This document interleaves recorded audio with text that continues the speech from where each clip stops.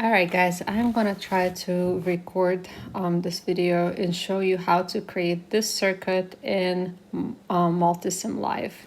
So I'm gonna go to the new screen here, and I need to first bring in 3 different grounds. So I'm clicking on the ground one time, clicking on the ground second time, clicking on the ground third time. Now I need to bring in a source, which is the clock voltage, this guy right here. I need to adjust him to be, I think it has to be 20 hertz and 5 volts, right? So I'm gonna click on that, 20 hertz, and then 5 volts. So that's done. Then I'm gonna bring in a lamp. Lamp 1, I'm gonna rotate her around. Lamp 2. Right here, rotate around also, and I need to adjust them to be 5 volts also. Okay, so we're gonna make it 5 volts, and then let's do 1 watt, so that's not that bright. Okay, 5 volts and then 1 watt. Okay, now I'm gonna click on all the endpoints and connect them together.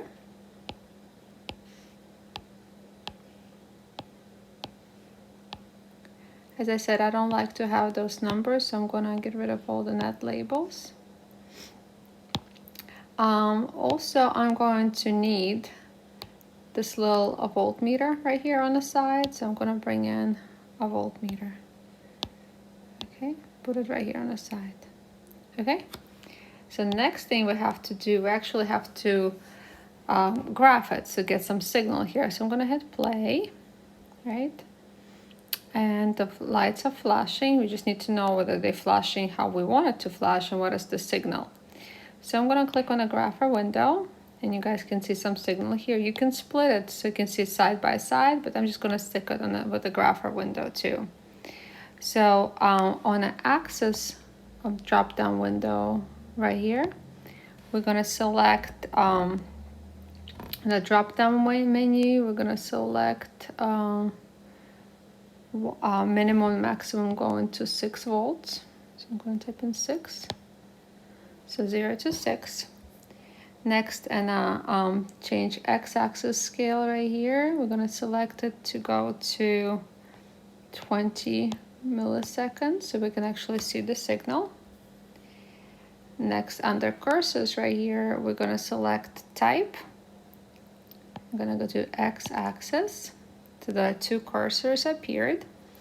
And finally, I'm going to go ahead and pause my simulation.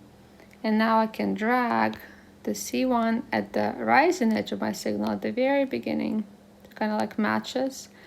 And then this guy right here at the next rising edge. So it goes from the beginning of the period to the end of the period, right? Right here on the bottom of the screen, I can't write on the screen, but if you look at the bottom, there's delta x, it's 50 milliseconds, and 1 over delta x is 20 hertz.